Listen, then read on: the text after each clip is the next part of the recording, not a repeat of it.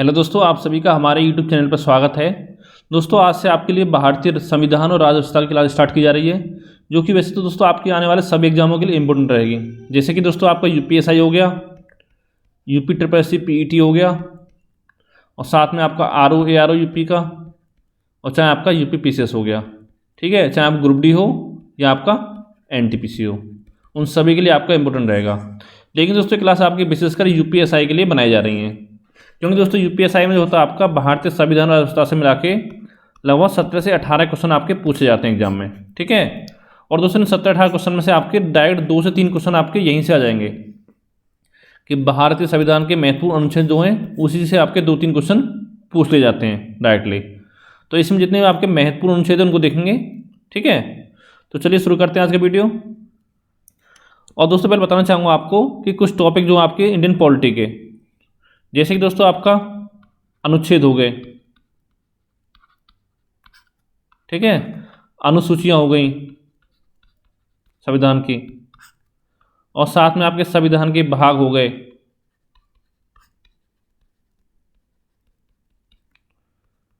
और आपका संविधान के स्रोत हो गए कि कौन सी चीज़ संविधान की आपके कौन से देश के संविधान से ली गई है, और साथ में एक आपका हो गया संविधान संशोधन अधिनियम।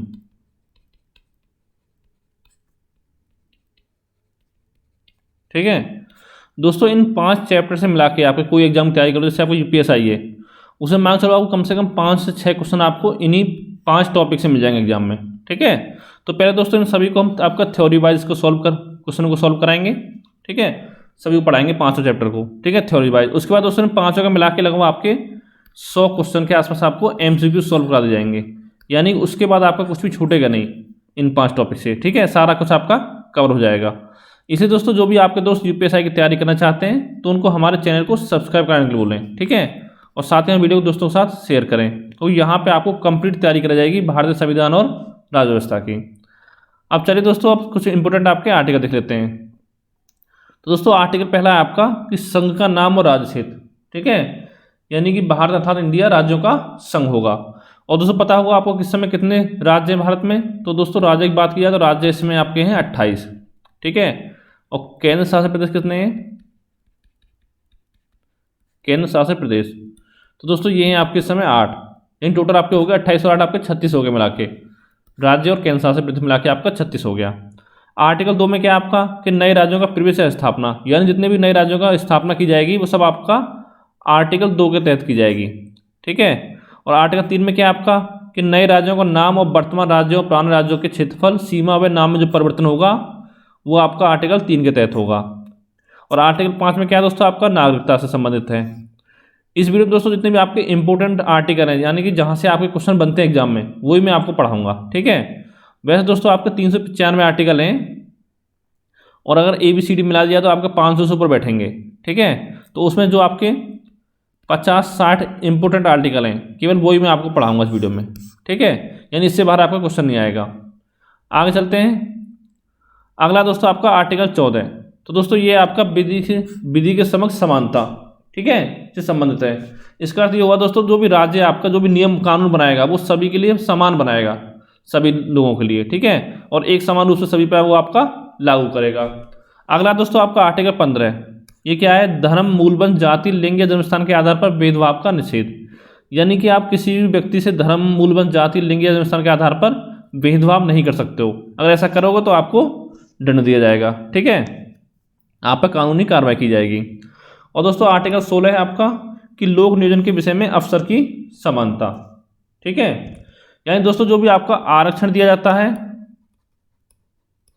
इसका अब बात है दोस्तों आपका, यानी सभी लोगों के लिए आपका समान अवसर की समानता दी जाएगी। लेकिन दोस्तों इसमें कुछ अब बात क्या है आपके, जैसे कि ST आपका OBC हो गया, इनके लिए जो आपका आरक्षण दिया जाता है ये आपका आर्टिकल 16 में शामिल होगा। ठीक है, और साथ दोस्तों इसमें आपका EWS को भी शामिल कर दिया गया है, यानी कि जो आपका जनरल के लोग हैं जो आपका आर्थिक रूप से कमजोर हैं उनको भी आपका शामिल किया गया है। जो आपका संविधान संशोधन किया गया था कौन सा, 103वां 2019 में। ठीक है, जिसमें कि आपका 10% आरक्षण का प्रावधान किया गया था सामान्य वर्ग को। ठीक है, जो आपके शैक्षिक संस्थानों में और आपका नियुक्तियों में, ये आपका EWS के तहत। ठीक है, वो भी इसमें आपका शामिल किया गया है। आगे चलते हैं कि 17 में आपका अस्पृश्यता का अंत। ठीक है, यानी कि अगर आपका किसी तरह से आप छुआछूत का करोगे आप तो उसमें आपको दंड दिया जाएगा, दंडनीय आपके कार्रवाई की जाएगी। 18 में दोस्तों आपका उपाधियों का अंत, इसमें आपका उपाधियों का अंत है। और यानी दोस्तों जितने भी आपके इसमें क्या होता है आपका आर्टिकल 18 में कि यानी कि जो आपका राज्य सरकार है वो आपका सेना हो गया और या एक आपका हो गया विधा संबंधी सम्मान। ठीक है, इसके अलावा किसी भी नागरिक को कोई सम्मान आपका प्रदान नहीं कर सकती हैं। ठीक है, राज्य सरकार है। और एक दोस्तों होता है आपका कि आप किसी भी देश से बिना राष्ट्रपति की परमिशन से कोई भी आपको उपाधि ग्रहण नहीं कर सकते हो, ये आपका आर्टिकल 18 में आता है। और दोस्तों जितने भी आपके भारत सरकार के पुरस्कार दिए जाते हैं जैसे कि भारत रत्न हो गया आपका, ठीक है, पद्म पुरस्कार हो गए जैसे कि पद्मश्री, पद्म भूषण, पद्म विभूषण, ठीक है, 3 हो गए आपके। और आपका वीरता के पुरस्कार हो गए, वीरता पुरस्कार, ये सभी दोस्तों आपका आर्टिकल 18 के तहत ही आपको दिए जाते हैं। इस चीज़ का आपको ध्यान रखना है। अगला आपका आर्टिकल 19 कि वाक स्वतंत्रता आदि विषय कुछ अधिकारों का संरक्षण, यानी कि आपका बोलने की स्वतंत्रता जो आपका आर्टिकल 19 में आता है। ठीक है, इसमें दोस्तों आपका इसमें 6 तरह की स्वतंत्रता का उल्लेख किया गया है आपका आर्टिकल 19 में। ठीक है, 6 तरह की स्वतंत्रता का उल्लेख। जब दोस्तों आपके विस्तार से पढ़ाया जाएगा सब कुछ तब आपको सारा बताया जाएगा, ठीक है, कौन कौन से आपके क्षेत्र की स्वतंत्रता का उल्लेख है। और दोस्तों जो आपकी प्रेस की स्वतंत्रता है या बोलने की स्वतंत्रता वो आपके आर्टिकल कौन से में है, ये कभी कभी एग्जाम में पूछ लिया जाता है। ये दोस्तों आपका आता है आर्टिकल 19 का में, का बोलो या आपका 19A बोलो। ठीक है, आगे चलते हैं। अगला आपका आर्टिकल 20, इसमें क्या आपका अपराध के लिए दोष सिद्धि के संबंध में संरक्षण। ठीक है, तो इसके तहत दोस्तों 3 प्रकार के स्वतंत्रता का वर्णन किया गया आपका आर्टिकल 20 के तहत। उसमें क्या क्या किया गया है कि एक दोस्तों आपको कोई अपराधी है, उसने कोई अपराध किया है तो उसको केवल एक बार सजा मिल सकती है उस अपराध के लिए। ठीक है, अभी नहीं उसको आप बार बार सजा देते रहो, यानी कि एक अपराध के लिए केवल आपको एक बार सजा दी जाएगी। और दोस्तों दूसरा क्या आपका कि जो सजा दी जाएगी उसको उस समय जो आपका कानून होगा उसी कानून के तहत दी जाएगी, यानी जो कानून पहले बना हो या बाद में बना हो उसके तहत आपको सजा नहीं मिलेगी। और तीसरा दोस्तों क्या है पॉइंट आपका कि जो व्यक्ति आपका है आरोपी है उसको आपका न्यायालय में गवाही देने के लिए बाध्य नहीं किया सकता। ठीक है, ये उस पर डिपेंड करता है, बोलना चाहे बोल सकता है, नहीं बोलना चाहे वो आपका नहीं बोल सकता है। ये आपका आर्टिकल 20 में आ गया। आर्टिकल 21 में क्या आपका प्राण एवं देह की स्वतंत्रता का अधिकार इसमें आपका दिया गया है। और दोस्तों इसमें एक आर्टिकल और जोड़ा गया आपको बाद में, वो है आपका आर्टिकल 21 का। ये कब जोड़ा गया आपका, ये आपका 86वें संशोधन अधिनियम के तहत जोड़ा गया है 2002 के तहत। ठीक है, इसमें क्या आपका कि जो आपका राज्य सरकार है उनका दायित्व बनता है कि 6 वर्ष से लेकर आपका 14 वर्ष के बच्चों के लिए निःशुल्क शिक्षा का प्रबंध करें।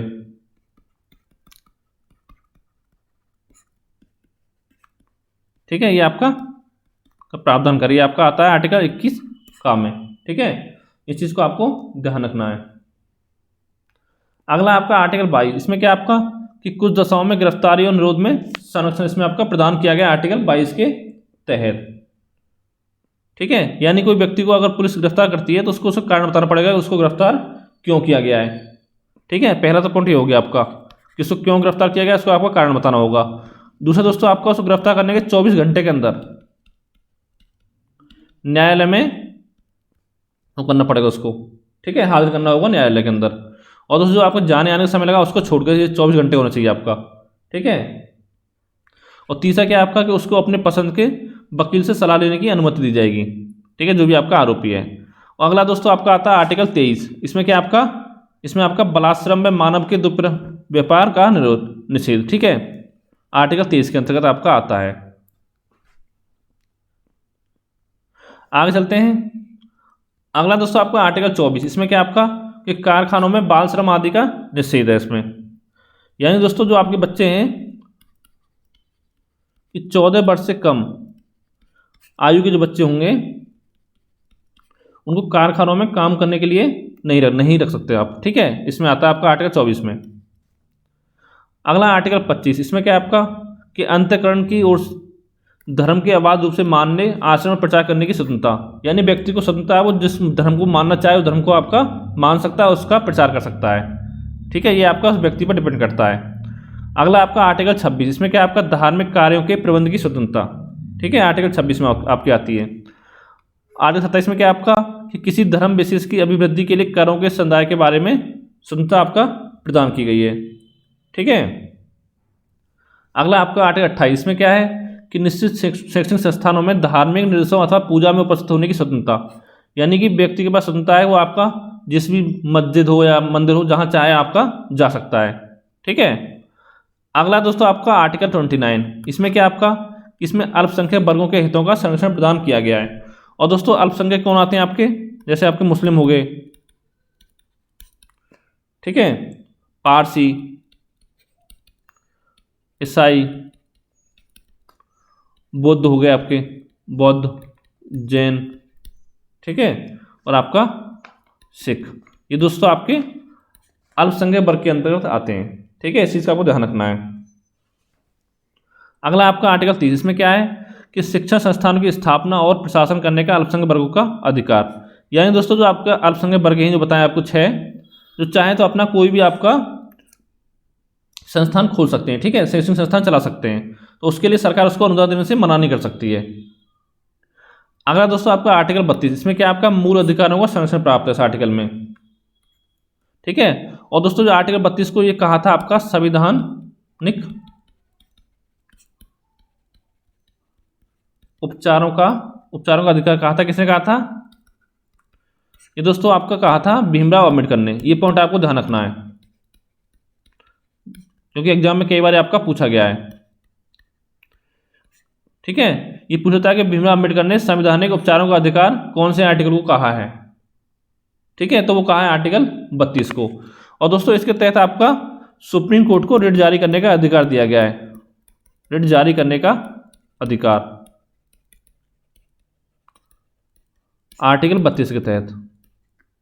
ठीक है, और दोस्तों रिट जो आप कौन जारी कर सकता है, एक तो आपका सुप्रीम कोर्ट जारी कर सकता है, एक कर सकता है आपका हाई कोर्ट। ठीक है, और हाई कोर्ट जारी करता है आपका आर्टिकल 226 के तहत। ये चीज आपको पॉइंट ध्यान रखना है। आगे चलते हैं। अगला दोस्तों आपका आर्टिकल 40, इसमें क्या आपका कि ग्राम पंचायतों का संगठन है, आर्टिकल 40 के अंतर्गत। अगला आर्टिकल 41, इसमें क्या है, कुछ दशाओं में काम, शिक्षा और लोक सहायता पाने का अधिकार जो दिया गया है वो आपका आर्टिकल 41 में दिया गया है। फिर दोस्तों आपका आता है आर्टिकल 43, इसमें आपका कर्मकारों के लिए निर्वाचन, मजदूरी एवं कुटीर उद्योगों को प्रोत्साहन दिया गया है। और आर्टिकल 44 में क्या है आपका कि नागरिकों के लिए एक सवाल सिविल संहिता एक समान। ठीक है, फिर दोस्तों आपका आर्टिकल 45 आता है कि बालकों के लिए निःशुल्क और अनिवार्य शिक्षा का उपबंध इसके अंतर्गत आपका किया गया है। उसके बाद दोस्तों आपका आर्टिकल 48, इसमें क्या है आपका कि कृषि और पशुपालन का संगठन इसके अंतर्गत आपका आता है। और दोस्तों आपका आर्टिकल 48 का के अंतर्गत आता है आपका पर्यावरण का संरक्षण तथा संवर्धन और वन एवं वन्यजीवों की रक्षा। ठीक है, और आर्टिकल 49 में आपका राष्ट्रीय महत्व के स्मारकों, स्थानों और वस्तुओं का संरक्षण। फिर दोस्तों आपका आर्टिकल 50, इसमें क्या है कि कार्यपालिका एवं न्यायपालिका का पृथक्करण, वो आपका आर्टिकल 50 में आता है। आर्टिकल 51 में क्या है, अंतर्राष्ट्रीय शांति एवं सुरक्षा की अभिवृद्धि। और फिर दोस्तों आपका आता है आर्टिकल 51A या 51 का, जिसमें आपके मूल कर्तव्य हैं। और दोस्तों ये मूल कर्तव्य जो थे आपके मूल संविधान में नहीं थे, इनको आपका 42वें संविधान संशोधन के तहत जोड़ा गया है, संशोधन अधिनियम के तहत 1976। ठीक है, इसी तहत आपको जोड़ा गया है। और दोस्तों ये जोड़ा गया आपका स्वर्ण सिंह समिति की सिफारिशों के आधार पर, किस सिफारिशों पर। ठीक है, ये भी क्वेश्चन आपके एग्जाम में पूछ लिया जाता है। और दोस्तों कितने मूल कर्तव्य इस समय आपके संविधान में, तो टोटल इस समय आपके 11 मूल कर्तव्य हैं। ये पॉइंट आपको ध्यान रखना है। ठीक है, अगला आपको आर्टिकल 52, इसमें दोस्तों क्या है कि भारत का आपका राष्ट्रपति को इसमें परिभाषित किया गया है कि भारत का एक राष्ट्रपति होगा। ठीक है, और तो पता होगा आपका भारत के राष्ट्रपति कितनी आयु होनी चाहिए मिनिमम, तो दोस्तों वो 35 वर्ष की आयु पूरी कर चुका हो। ठीक है, ये आपको ध्यान रखना है कि भारत का राष्ट्रपति बनने के लिए आपका 35 वर्ष की आयु होनी चाहिए, और उपराष्ट्रपति के लिए तो इसके लिए आपके 35 वर्ष की आयु होनी चाहिए। तो इसके लिए आपका 30 वर्ष होता है। ठीक है, अगला दोस्तों आपका राष्ट्रपति पर महाभियोग चलाने की प्रक्रिया, तो दोस्तों ये आपके किस आर्टिकल में है, तो दोस्तों ये आपका है आर्टिकल 61 में। ठीक है, ये दोस्तों मैं जो इंपॉर्टेंट आपके आर्टिकल हैं उन्हीं को केवल आपका कवर करा रहा हूँ। ठीक है, वैसे तो आपके बहुत सारे आर्टिकल हैं 395, तो सारा पढ़ोगे सारा आप याद नहीं रख पाओगे। ठीक है, अगला दोस्तों आपका आर्टिकल 63, क्या भारत का उपराष्ट्रपति। तो दोस्तों ये आपका 35 वर्ष होगा इसके लिए भी।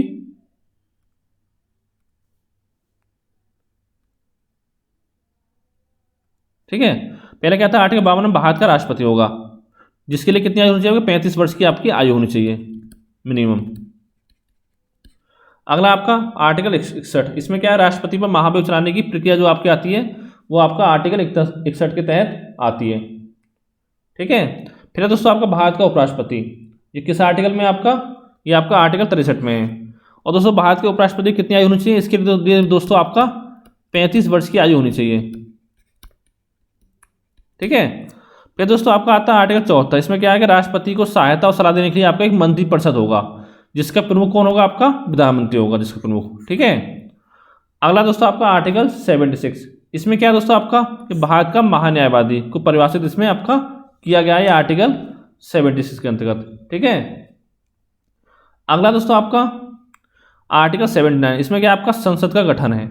ठीक है, और दोस्तों एक क्वेश्चन यहाँ से बनता है आपका कि संसद आपका किस किस चीज से मिलकर बनी होती है। तो दोस्तों संसद आपकी लोकसभा, राज्यसभा और साथ में आपकी राष्ट्रपति से मिलकर बनी होती है। ठीक है, इन तीनों से मिलकर आपकी संसद बनती है। अगला दोस्तों आपका कि आर्टिकल 80, इसमें क्या आपका राज्यसभा की संरचना का जो आपका वर्णन इसमें आपका किया गया है। और दोस्तों राज्यसभा का जो पदेन सभापति कौन होता है दोस्तों, राज्यसभा का पदेन सभापति, तो दोस्तों वो आपको होता है उपराष्ट्रपति। ठीक है, ये पॉइंट आपको ध्यान रखना है। और साथ में कितनी सीटें आपको राज्यसभा में, 250। ठीक है, और एक पॉइंट दोस्तों ध्यान रखना है आपको, राज्यसभा में आपका SC ST के लिए आरक्षण का प्रावधान नहीं किया गया राज्यसभा में, वो प्रावधान किसमें आपका लोकसभा में और आपका विधानसभा में किया गया है। अगला दोस्तों आपका आर्टिकल 81, इसमें क्या है लोकसभा की संरचना। ठीक है, और दोस्तों लोकसभा में कितनी सीटें आपकी होती है, मैक्सिमम आपकी हैं 552। ठीक है, इसमें कितनी आपके 545 हैं। पहले दोस्तों क्या होता था आपका कि इसमें 2 व्यक्ति जो थे आपके आंग्ल भारतीय चुने जाते थे। ठीक है, एंग्लो इंडियन कह सकते हो आप इंग्लिश में। ये कौन चुनता था, आपका राष्ट्रपति चुनता था, वैसे करता। ठीक है, लेकिन इसको आपका जब आपका 104वां संविधान संशोधन किया गया है, ठीक है, उसके तहत इसको आपका समाप्त कर दिया गया है, एंग्लो भारतीय यानी कि आपका एंग्लो इंडियन को समाप्त कर दिया गया है। ठीक है, अगला आपका आर्टिकल 89, इसमें क्या है कि राज्यसभा का सभापति और उपसभापति इसके अंतर्गत आपका आता है। फिर दोस्तों आपका आर्टिकल 93, इसमें आपका लोकसभा का अध्यक्ष और आपका उपाध्यक्ष होता है। उसके बाद दोस्तों आपका आता है आर्टिकल 110, इसमें क्या आपका धन विधेयक की परिभाषा दी गई है। और दोस्तों पता होगा आपको जो धन विधेयक है केवल आपका लोकसभा में पारित होता है, वो आपका राज्यसभा में पारित नहीं होता है। ठीक है, ये चीज़ आपको ध्यान रखनी है कि जो आपका धन विधेयक है वो आपका राज्यसभा में पारित नहीं होता है। ठीक है, अगला आपका आर्टिकल 112, ये आपका वार्षिक वित्तीय विवरण से संबंधित है, यानी कह सकते हो एक तरह से आपका बजट से संबंधित है। ठीक है, अगर आपके एग्जाम पूछा जाए कि बजट से संबंधित कौन सा आर्टिकल, तो वो आपका आर्टिकल 112 है। और लेकिन दोस्तों पूरे आपके संविधान में कहीं भी आपका बजट शब्द का उल्लेख नहीं किया गया है। ठीक है, इस चीज़ का आपको ध्यान रखना है। फिर है दोस्तों आपका आर्टिकल 123, इसमें क्या आपका कि अध्यादेश जारी करने की राष्ट्रपति की जो शक्ति प्राप्त है वो आपका आर्टिकल 123 के तहत प्राप्त की गई है। उसका दोस्तों आपका आता है आर्टिकल 124, इसमें क्या आपका कि उच्चतम न्यायालय की स्थापना और गठन का प्रावधान किया गया आर्टिकल 124 में। फिर दोस्तों है आपका आर्टिकल 148, जिसमें आया है आपका भारत का नियंत्रक महालेखा परीक्षक, यानी किसको बोलते हैं आप, कैग। ठीक है, उसका दोस्तों आपका आता है आर्टिकल 153, इसमें क्या आपका राज्यों के राज्यपाल का प्रावधान किया गया है। फिर है दोस्तों आपका आर्टिकल 163, इसमें आपका कि जो राज्यपाल है उनको सहायता और सलाह देने के लिए आपका एक मंत्रिपरिषद होगा, मंत्रिपरिषद जिसका प्रमुख कौन होगा, आपका मुख्यमंत्री होगा जिसका प्रमुख। ठीक है, फिर है दोस्तों आपका आर्टिकल 165, इसमें क्या है, इसमें आपका राज्य का महाधिवक्ता के बारे में बताया गया है। उसका दोस्तों आपका आता है आर्टिकल 168, जिसमें कि दोस्तों आपका कि राज्यों के विधानमंडलों का गठन का प्रावधान किया गया है। और आर्टिकल 169 में क्या है आपका कि राज्यों में विधान परिषदों का सृजन। ठीक है, ये दोस्तों पता होगा आपको कि जो आपका राज्यसभा होती है और आपका विधान परिषद होती है। इन दोनों का दोस्तों आपका विघटन नहीं किया जा सकता है, ठीक है, नहीं किया जा सकता है। यानी कि ऐसा तो आपको कि राज्यसभा विधान परिषद आपकी भंग नहीं की जा सकती, लेकिन दोस्तों आपका लोकसभा और विधानसभा आपकी भंग की जा सकती हैं। फिर दोस्तों आपका आर्टिकल 70, इसमें क्या आपका कि विधानसभाओं की संरचना है इसके अंतर्गत। अगला आपका आर्टिकल 171, इसमें आपका विधान परिषदों की संरचना है। फिर दोस्तों आपका आता है आर्टिकल 178, इसमें क्या है 178 में कि विधानसभा के अध्यक्ष और उपाध्यक्ष। और आर्टिकल 182 में कि विधान परिषद का सभापति और आपका उपसभापति, ठीक है। और दोस्तों यहाँ पे एक क्वेश्चन आपको बताना है, आपको कमेंट करके, कि जो आपकी विधान परिषद है, ठीक है, वो आपके कितने राज्यों में लागू है, कितने राज्यों में लागू है विधान परिषद। ये दोस्तों क्वेश्चन आपको कमेंट करके बताना नीचे, ठीक है। अगला आपका आर्टिकल 214, इसमें क्या आपका राज्यों के उच्च न्यायालय के बारे में बताया गया इसमें। फिर दोस्तों आपका आर्टिकल 226, इसमें उच्च न्यायालय की रिट जारी करने की शक्ति प्रदान की गई है, जो मैंने आपको स्टार्टिंग में बताया था। अगला दोस्तों आपका आर्टिकल 243, ये दोस्तों आपका पंचायत और नगर पालिकाओं से संबंधित है आर्टिकल। फिर दोस्तों आपका आता है आर्टिकल 280, जो आपका वित्त आयोग का गठन किया गया है, वो आपका आर्टिकल 280 के तहत किया गया है, ठीक है। फिर दोस्तों आपका आता है आर्टिकल 300 का, इसमें क्या आपका संपत्ति का अधिकार, ठीक है, ये आपका आर्टिकल 300 के अंतर्गत आपका आता है। और दोस्तों इसको आपको कब जोड़ा गया है आर्टिकल 300 का को, ठीक है, ये दोस्तों जोड़ा गया था आपका 44वें संविधान संशोधन अधिनियम के तहत 1978 में,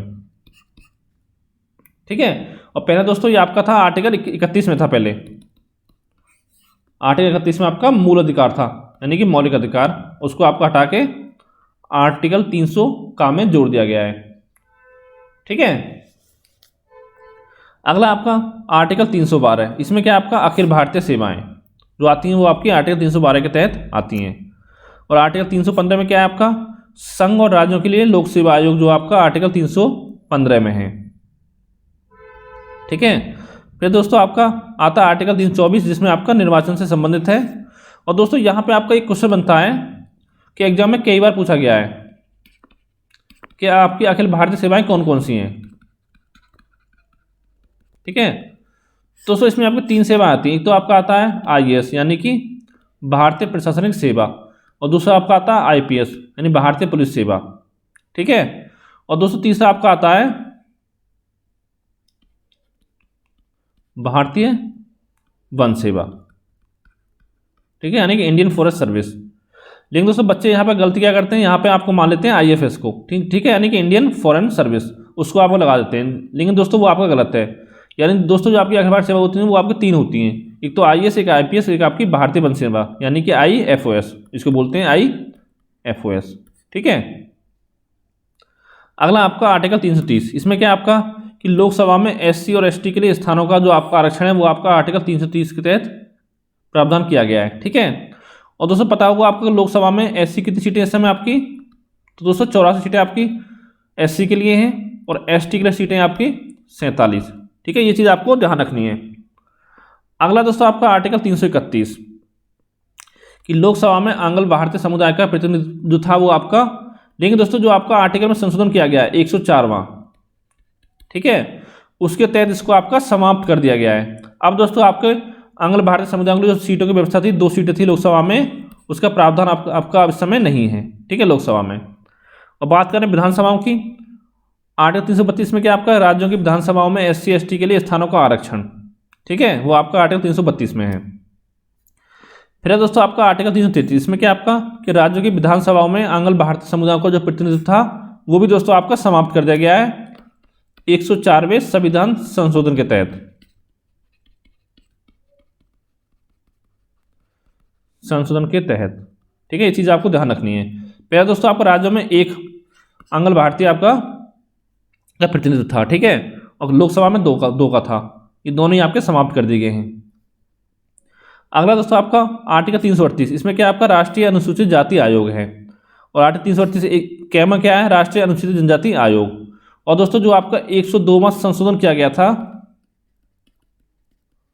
संविधान संशोधन अधिनियम, कब किया गया था 2018 में। तो दोस्तों इसमें आपका आर्टिकल 338 खा भी जोड़ा गया था, जो किससे संबंधित है आपका, ये आपका राष्ट्रीय पिछड़ा वर्ग आयोग से संबंधित है, ओबीसी आयोग से। ठीक है, आगे चलते हैं आपका कि आर्टिकल 343 इसमें क्या आपका संघीय राजभाषा का इसमें वर्णन किया गया आपका।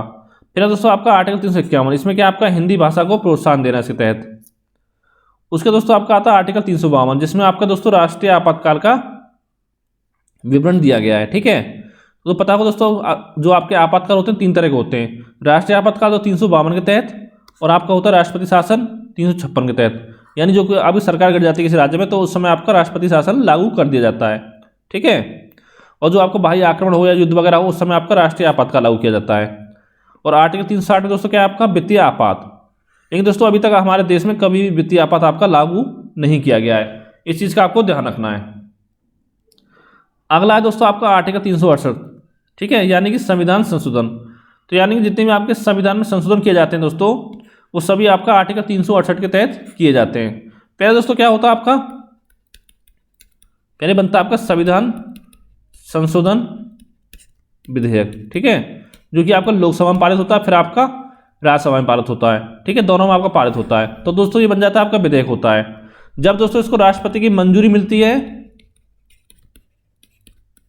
कि मंजूरी मिलती है मिलने के बाद, तो दोस्तों जो आपका विधेयक है ये आपका अधिनियम बनता है। राष्ट्रपति की मंजूरी मिलने के बाद बनता है आपका अधिनियम। ठीक है, तो इन चीज़ों में आप कंफ्यूज नहीं होंगे। तो दोस्तों आज की वीडियो में आपको इतना ही। तो दोस्तों इस वीडियो में जितने भी आपके इंपॉर्टेंट आर्टिकल हैं वो मैंने आपको सारे कवर करा दिए हैं। यानी अगर दोस्तों आप यूपीएसआई की तैयारी कर रहे हो तो ये मान चलो आपको 2 से 3 क्वेश्चन आपको इस वीडियो से मिल जाएंगे डायरेक्टली एग्जाम में। ठीक है, इतना आपको समझना होगा। और दोस्तों जो भी आपके दोस्त तैयारी करें यूपीएसआई की, ठीक है, उनको हमारे वीडियो को शेयर करें, क्योंकि दोस्तों हमारे चैनल पर लगातार आपको 15 मार्च से 3 क्लासें प्रोवाइड कराई जाएंगी। ठीक है, 3 क्लास, जिसमें दोस्तों आपको सुबह 6 बजे मिलेगी, या तो आपको मैथ की क्लास मिलेगी और या मिलेगी आपको रीजनिंग की। ठीक है, और शाम को 6 बजे मिलेगी आपको मूल विधि क्लास, और दोस्तों रात को 9 बजे आप क्लास मिलेगी संविधान की और आपकी राज्य व्यवस्था की, संविधान एवं राज्य व्यवस्था। यानी दोस्तों ये मांग चलो आपका लगभग 15 मई तक, यानी कि 2 महीने में आपका मूल विधि संविधान और राज्य व्यवस्था आपको कंप्लीट करा दिया जाएगा। इसे दोस्तों कुल मिला के आपके 24 क्वेश्चन आपके पूछे जाते हैं यूपीएसआई में। और दोस्तों जो आपका मैथ रीजनिंग है वो जब तक आपका एग्जाम होगा तब तक वो आपका लगातार चलता रहेगा। ठीक है, जब आपका सिलेबस कंप्लीट हो जाएगा तो आपका रिवीजन कराया जाएगा मैथ रीजनिंग का, यानी इनके आपके 1,000 क्वेश्चन आपको सॉल्व कराए जाएंगे अलग से मैथ की रीजनिंग के। यानी जो भी क्वेश्चन आपका बच जाएगा चैप्टर पढ़ाने में, जो भी टाइप के क्वेश्चन वो सारे इसमें आपके कवर हो जाएंगे। और जब दोस्तों आपका मूल विधि संविधान ऐसा खत्म हो जाएगा तब आपका जीके के यानी कि हिस्ट्री, ज्योग्राफी, ठीक है, इकोनॉमिक्स, सबके आपके 1,000 एमसीक्यू आपको सॉल्व कर जाएंगे विद एक्सप्लेन। यानी कि एक वीडियो से आपके लगभग मान चलो अगर 25 क्वेश्चन हैं तो 25 यानी कि आपके 100 क्वेश्चन से आपके कवर हो जाएंगे कम से कम। ठीक है, तो दोस्तों आज की वीडियो में आपको इतना ही। उम्मीद करता हूँ ये वीडियो आपको अच्छा लगा होगा। अगर दोस्तों वीडियो आपको अच्छा लगा तो वीडियो को लाइक करें, चैनल को सब्सक्राइब करें, साथ ही वीडियो को दोस्तों के साथ शेयर करें।